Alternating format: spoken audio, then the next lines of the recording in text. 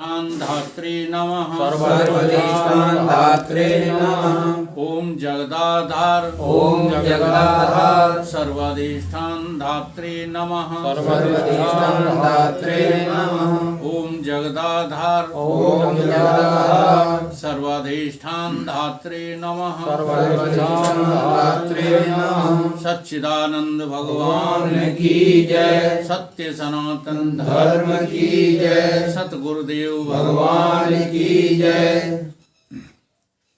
आदि गुरु शंकराचार्य कृत ग्रंथ है ये आत्मबोध। प्रत्येक रविवार को इस ग्रंथ पर चर्चा होती है। अभी तक इसके 36 श्लोक जो है वर्णित हो चुके हैं। आज 37वां श्लोक।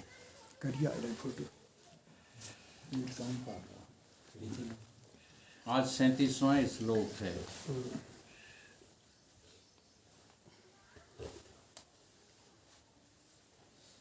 एवं निरंतर अभ्यस्तता ब्रह्म एव स्मृति वासना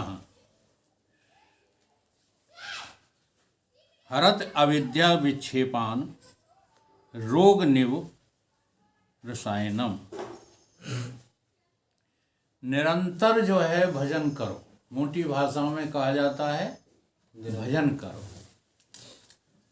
वेदांत की भाषा में निरंतर अभ्यास करो इस बात का कि मैं ही ब्रह्म हूं।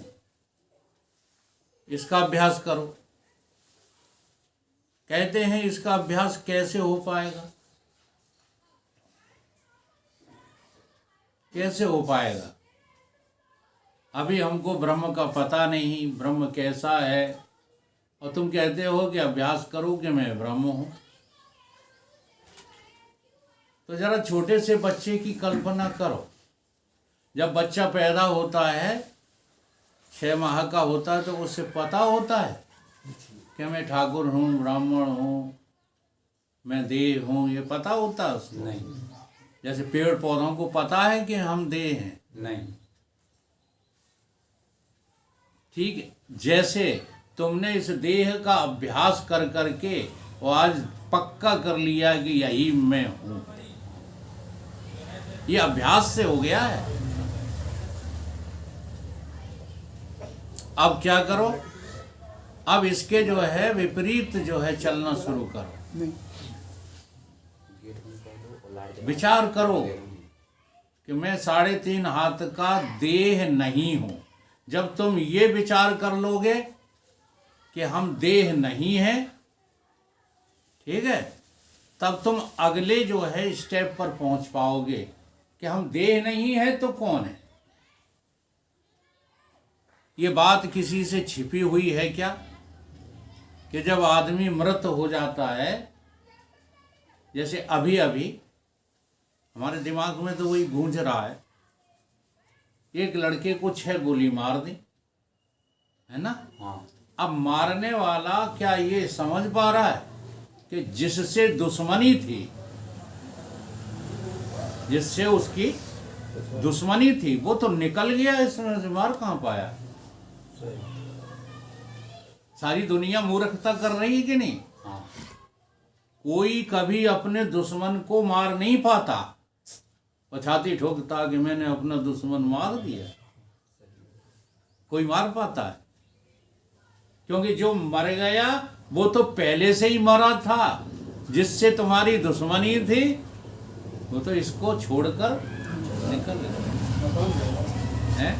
मकान रहेगा। मकान रहेगा। हाँ, मकान तो वैसे ही जड़ है। अब ये खड़ा रहे या गिर पड़े है तो मिट्टी।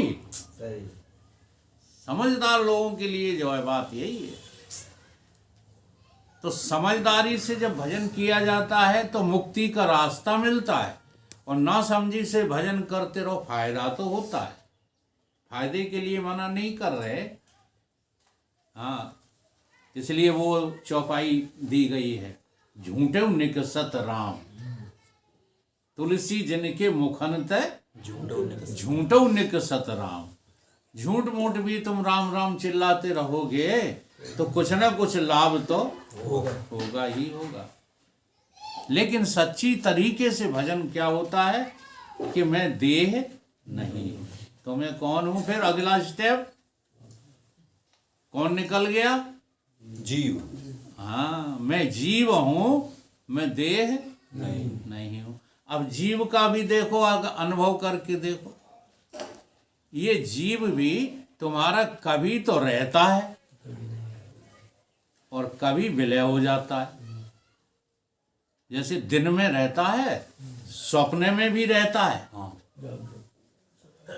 और नींद में जीव रहता ही नहीं। अच्छा, जीव नहीं रहता, उसके न रहने का गवाह कौन है?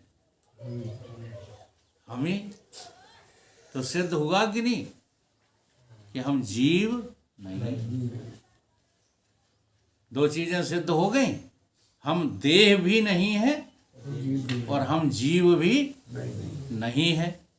अब तीसरे हम हैं, जो हम हैं बस उसी का नाम क्या है? ब्रह्म। अयम आत्मा ब्रह्म, वही आत्मा मैं हूं। तो आदि गुरु शंकराचार्य जी महाराज कह रहे हैं कि निरंतर, हाँ, जैसे पानी की धारवत, तेल की धारवत निरंतर तू इसका अभ्यास कर। निरंतर। अब निरंतर अभ्यास करने से क्या होगा? जैसे निरंतर अभ्यास करते करते देह का तुम देह से भी नीचे गिर गए हो। हाँ, देह के भी उपाधियों को ओढ़ लिया है। अब इसमें देखो, देह तो गायब है, ठाकुर हाजिर है। देह गायब है, वकील हाजिर है।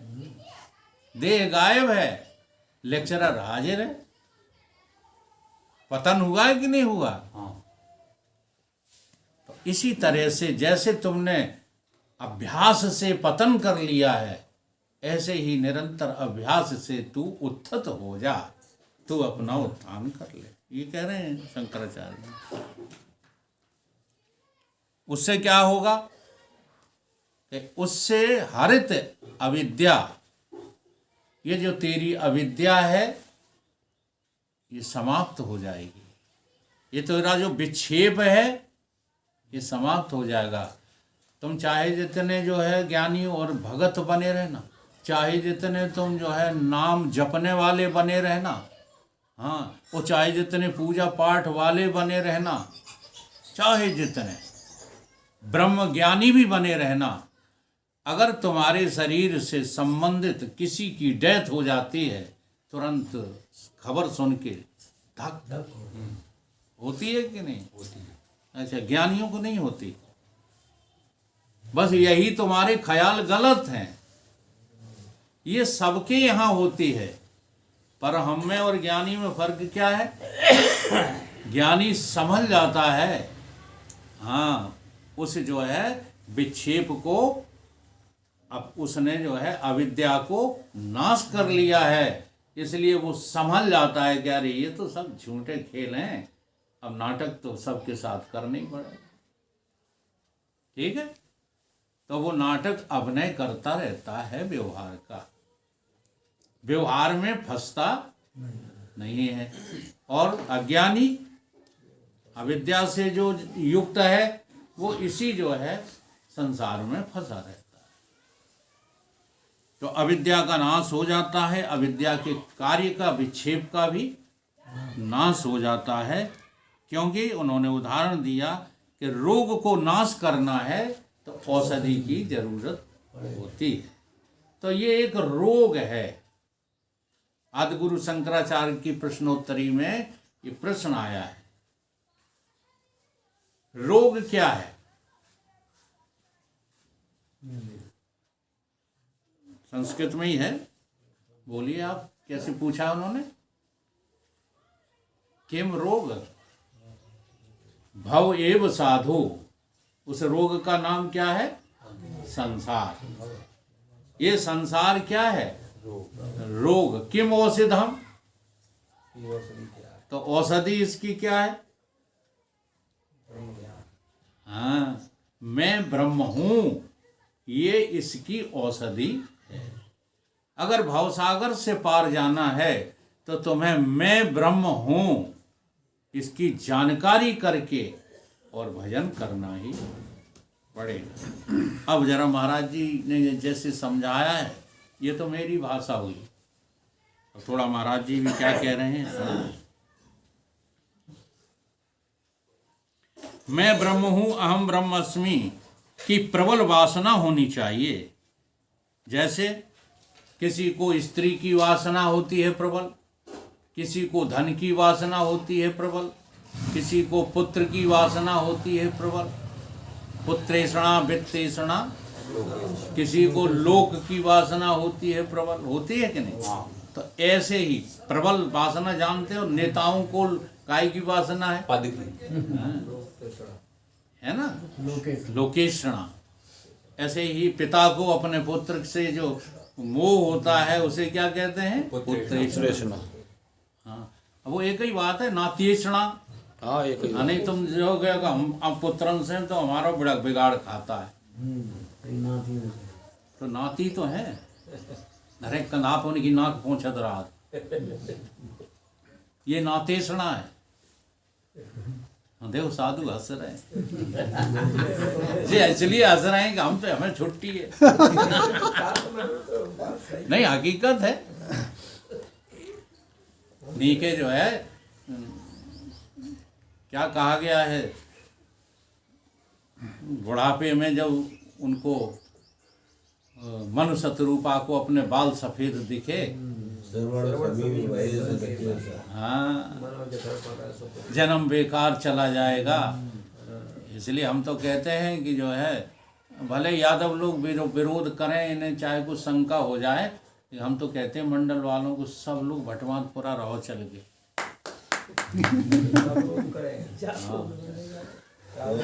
तैयार हो नहीं, बातें सब करें। अब की 7 दिन का रख देते हैं, सोमवार से सोमवार तक। और ब्रह्म ज्ञानी तो कोई कम है ना। क्यों? शिविर रख दें सोमवार से सोमवार तक, 7 दिना को। जब हमारी शर्त पर रहेगा, न तो फोन किसी को चलाने देंगे, ठीक है, और न घर आने देंगे। दो मान लेंगे। तुम तो मान ले रोट खवा।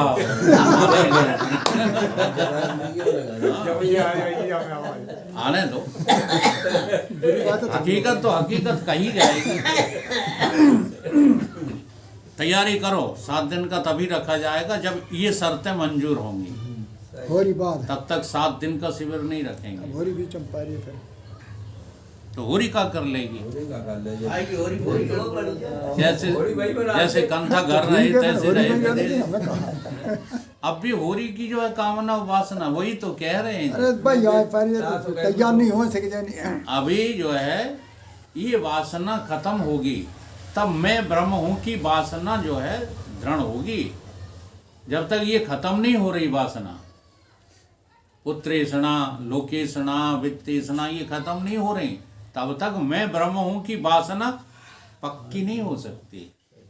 और आदि गुरु शंकराचार्य जी कह रहे हैं कि इस वासना के बिना तुम इस भवसागर को पार नहीं कर सकते। तो मैं ब्रह्म हूं ये प्रबल वासना बनाइएगा। तो किसी की कहीं पर है, हाँ, किसी की जो है धन में, किसी की पद में, किसी की जो है स्त्री में। अब इनसे छूटे तो पूजा पाठ में लग गए, वो भी वासना है।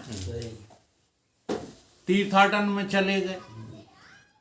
अब कितनी बढ़िया बात कही गई, बाबा ध्यान दो। ये क्या करने लगे प्रोफेसर साहब? देख रहा है किताब में, लोग देख रहा है किताब में, बुझ लेता है। प्रश्नोत्तरी है, चलो बाद में बंद करो यार, बीच में डिस्टर्बेंस करो। जब कैसेट चल रही हो तो बीच में ये, उसके लिए हम पहले इतना समय देते हैं, बाद में हम बैठे रहेंगे। चलो रख दो, इसे अभी रख दो। तो देखो लिंक उड़ गया, मैं क्या बताने जा रहा था। हाँ सही वो पूजा पाठ की बात है। हाँ नहीं है। ये पूजा पाठ की भी वासना होती है। एक गीता में जो है भगवान कृष्ण ने बात कही है, श्लोक, जरा उस पर आज ध्यान देना है। विरोध नहीं पालना है, ध्यान पूर्वक उसको समझना है। उसमें भगवान ने कहा उत्तम सहजा अवस्था, सबसे उत्तम भजन क्या है? सहज अवस्था। सहज अवस्था। अब सहज अवस्था जानते हो किसे कहते हैं? सहज अवस्था होती है छोटे से बच्चे की, वो सहज में रहता है, उसके यहाँ कोई जो है बनावटीपन नहीं है। हाँ, सोच हो गई तो सोच हो गई, खा रहा है तो खा रहा है, हंस रहा है तो हंस रहा है, ठीक, और लुढ़क रहा है तो लुढ़क रहा है, सहज अवस्था। तो ब्रह्मज्ञानी की भी ऐसी ही सहज अवस्था हो जाती है। फर्क इतना होता है कि वो अनजाने में ऐसा करता है बालक, और ब्रह्मज्ञानी जानकर ऐसा करता है, ठीक है। तो उत्तम भजन कैसा है? सहज अवस्था में रहना। मैं ब्रह्म हूँ, मैं आत्मा हूँ, आत्मा के अलावा और कुछ नहीं हूँ, दुनिया में कोई घटना घटित हो जाए मुझे कोई फर्क नहीं पड़ना चाहिए, वो है सहज अवस्था। सो कैसी है? शास्त्र कह रहे हैं गीता से बड़ा कोई शास्त्र नहीं है हिंदुओं में। हाँ, सर्वोपनिषदो गावो गोदा गोपाल नंदना पार्थ वत्सा सुधीर भोक्ता, गीता अमृतम, गीता अमृत है, ठीक। तो गीता में भगवान कृष्ण कह रहे हैं सहजो अवस्था, उत्तमो सहजो अवस्था। अब दूसरी कौन सी है अवस्था? दूसरी अवस्था का नाम क्या? मध्यमा ध्यान धारणा। अब जो मध्यम भजन होता है वो कैसा होता है? ध्यान। कहीं ध्यान करो। अब किसका ध्यान करो? तो देखो दो तरह का ध्यान होता है। एक ध्यान जो होता है वो योग का ध्यान है, योग का ध्यान। अब उसमें धाता ध्यान ध्येय, तीन चीजें बनी ही रहती हैं। ध्याता ध्येय वस्तु का ध्यान करता है, ये त्रिपुटी बनी रहती है, वो तो योग का ध्यान है। अब वेदांत का ध्यान क्या है? न ध्याता हूं मैं, न ध्येय है मेरा, और न मैं किसी का ध्यान करता हूं, ऐसा मैं इस त्रिपुटी से अलग, ऐसा मैं इस त्रिपुटी से अलग हूं, ये ध्यान आ जाए, उसका नाम क्या है? सच्चा ध्यान। तो द्वितीय अवस्था किसकी है? मध्यमा ध्यान धारणा। धारण करो उस व्यापक तत्व को, उसी के ख्याल में डूबे रहो, ये द्वितीय अवस्था वाली है, ठीक है। अब तृतीय अवस्था निकृष्ट बताई है, तो वो क्या है?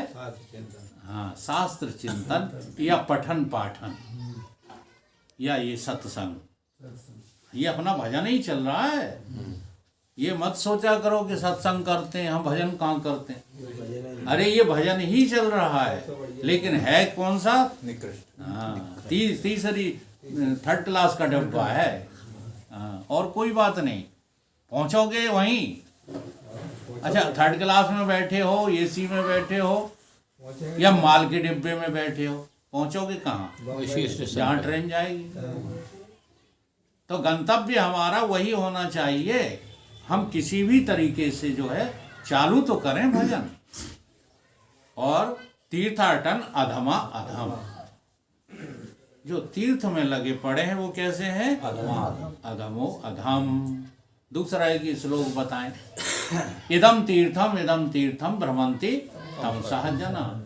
जो तीर्थों को भागते रहते हैं वो प्राणी कैसे हैं? तामसी हैं वो, इसलिए उन्हें तीर्थ अच्छा भी लगता है। अब जरा देखो, इसकी पलट भी हम बोलेंगे। ये तो वेदांती लोगों के लिए हो गया, लेकिन अब हम क्या कहेंगे?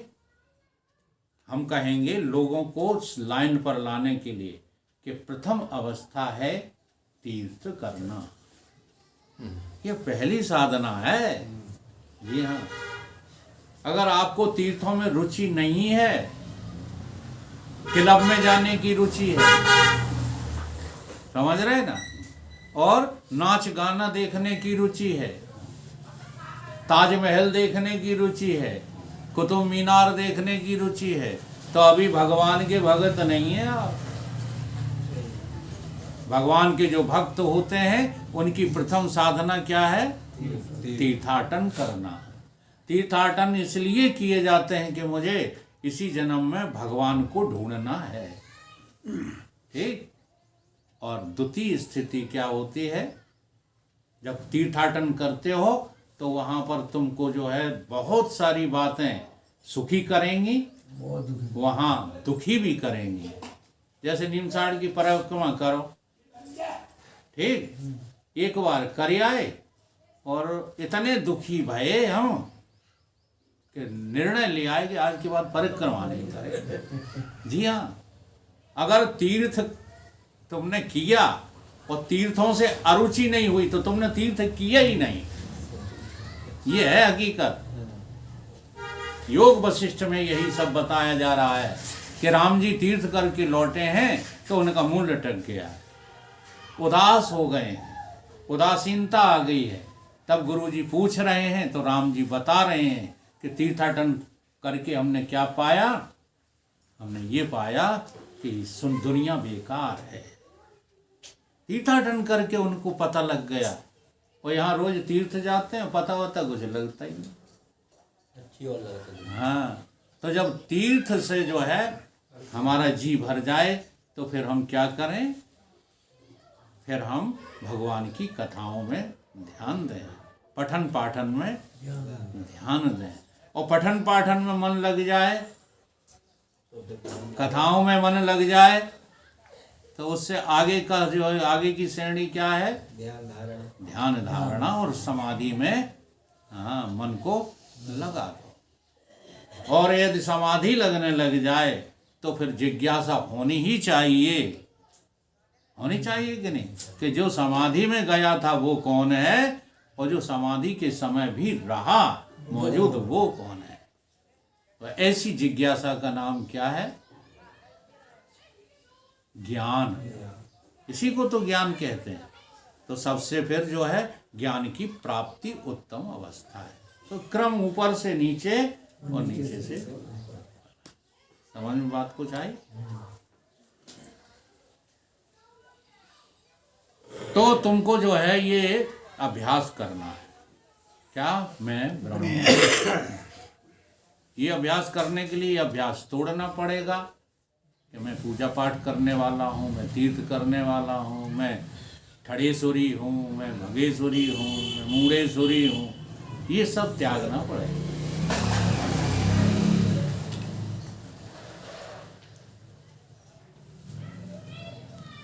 सच बता रहा हूं कि जिसको ये सुनकर खुशी होती है वह निश्चित ब्रह्मज्ञानी हो जाएगा। मैं ब्रह्म हूं, जरा ध्यान दो। जब गुरु ने कहा तुमसे कि तुम ब्रह्म हो तो तुम्हें कैसा लगा? बोलो। हैं? अच्छा लगा। अगर अच्छा लगा है तो तुम्हें किसी न किसी दिन ब्रह्म मिल ही जाएगा। जैसे जब हम लोग सिनेमा देखते थे तो पहले पूछते थे लोगों से कि तुम देखे आए हो, कैसी है फिल्म? अच्छा, ये फिल्म वालों की फिल्में भी काहे से चलती? प्रचार से। जो लोग देखे आए हो वे मना कर देंगे, अरे कुछ नहीं बेकार है तो जाएंगे नहीं। तो वो 2 दिन टॉकीज में नहीं चलती। ठीक है, ऐसे ही ये जब तुमको खुशी होती है ये सुन करके कि वाह, ये सत्संग ऐसी जगह है जहां दोनों चीजें मिलती हैं। यहाँ मान भी मिलता है और यहाँ अपमान भी, यानी दुख भी मिलता है और सुख भी। कई अपमान क्या है? अपमान ये है कि तुमसे कहा जाता है कि तुम अधम से अधम हो, देह बने बैठे हो, तुम्हें शर्म नहीं आती? पंचभूत बना बैठा है, कहा जाता है सत्संग में। हाँ, कुत्ता भी कहा जाता हैं? कुत्ता कहाँ कुत्ता भी कहा जाता है। तो ये बुरा लगता है, ठीक। और अच्छा क्या लगता है कि तुम ब्रह्म हो। बोलो इससे बड़ी पदवी और कहाँ है? कुछ नहीं है। इससे बड़ी अच्छी बात और कहाँ है? तो यहाँ मान भी है, यह अपमान भी है। हाँ, ये ऐसा जो है, ऐसी महफिल है सत्संग, जहाँ तुम्हें सब कुछ मिल सकता है, परंतु सत्संग में हमारा दिल ही नहीं लगता। इसीलिए तो देखो सत्संग में कितने लोग बैठे हैं, और ये भी जो रमा हैं वो हैं। बहन जी अकेली नहीं दिखाई दे रही, दो एक लोग और दिखाई दे रहे हैं, नहीं तो रमा वाले हैं, वरना सत्संग से लोगों को अरुचि है। ये कि तो वहाँ तो बातें होती हैं केवल, उनको केवल बातें नजर आती हैं। अबे नचैया कुदैया जो तुम्हें नचाते रहते हैं, ते तुम्हें विद्वान नजर आते हैं। बड़ा उल्टा खेल है इसका। हाँ, ये किसी का दोष नहीं है। उसका लाभ उठा करके ये जो धर्म के लूटने वाले हैं पूरा पूरा लाभ उठाते हैं। हाँ, तुम्हारी तरह ही किसी माता पिता के लड़के थे, ये बागेश्वर को हैं, लेकिन तुमको मूर्ख बना करके, और आज देखो दुनिया लूट डाली उन्होंने। तो तुम इतने मूर्ख बनते क्यों हो? ये प्रोफेसर साहब की तरह किताबें क्यों नहीं रखते? रामायण गीता क्यों नहीं पढ़ते, जिसमें सच्चाई सब लिखी हुई है? क्यों फंसते हो? रामायण में लिखा है कोई किसी को सुख नहीं दे सकता है, कोई किसी को दुख नहीं दे सकता है। ये रामायण में लिखा है कि नहीं लिखा है? हैं? फिर वहां का लड़ुआ लेवे जात बागेश्वर का तुम्हें दे देंगे, सुख लेवे को जात। बताइए। परंतु समझ में नहीं बात आती।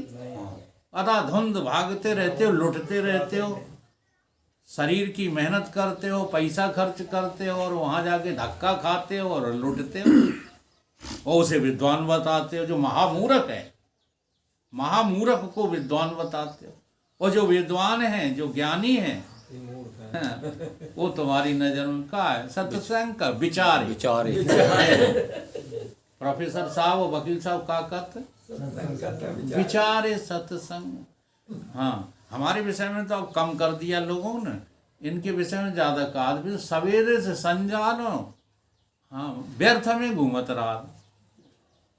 अब व्यर्थ में घूमते, कहीं भजन हो रहे हैं, कीर्तन हो रहे हैं, हम वहां पहुंच गए, हमारा वहां पहुंचना व्यर्थ है? नहीं। कहीं चर्चा चल रही है, कहीं सत्संग हो रहा है, वहां पहुंच गए, वो व्यर्थ है? नहीं। अभी हमें पता ही नहीं है, खाने पीने में जो समय जा रहा है वो व्यर्थ जा रहा है। हाँ, मोह माया में जो समय जा रहा है वो व्यर्थ जा रहा है। सत्संग में, भजन में, कीर्तन में, इनमें जो समय जाता है वो तो सार्थक है। ये बात बड़ी मुश्किल से समझ में आती है। तो कह रहे हैं कि बड़ा भाग्यशाली है वो जिसको ये शब्द अच्छा लगता है कि मैं ब्रह्म। अगर ये अच्छा लग गया है तो गारंटी है कि तुमको ब्रह्म मिलेगा ही मिलेगा। ब्रह्मज्ञानी हो ही जाएगा। जिसका हृदय सुनकर गदगद होता है, मन फूल जाता है, उसके आंसू आ जाते हैं। वाह, महाराज जी ने मुझे ब्रह्म कहा। महाराज जी ने क्या कहा तुमसे? ब्रह्म। तो फूले नहीं समान। हमारे गुरुदेव ऐसे ही कहते थे, तू एड़ी से चोटी तक ठसाठस भगवान ही है। वो स्पष्ट भाषा में कहते, ब्रह्म ब्रह्म नहीं कहते थे। जब उनसे कहा महाराज बताओ भगवान कहाँ रहते हैं? अच्छा, अभी तक पता ही नहीं चला तुझे? एड़ी से चोटी तक तू ठसाठस भगवान ही तो है। भगवान के अलावा क्या है बता दो। अब हवा बंद। महापुरुष के सामने क्या बताएं? बस खुशी होती थी, आज गुरुदेव ने हमें क्या बना दिया? भगवान बना दिया। यही खुशी आज हमको यहाँ तक ले आई। ये खुशी होना चाहिए। तुम्हें कोई भगवान कह दे तो बुरी बात नहीं है, हैं? अच्छा, तुम्हें कोई कुत्ता कहे तो पे तुम हंस दे, ताली बजा देते हो, है ना? तो बुरा लगने वाली बातें अब पीछे छोड़ दो। अब अच्छी लगने वाली बातें जो पकड़ोगे तो जरूर एक ना एक दिन आपका काम बन जाएगा।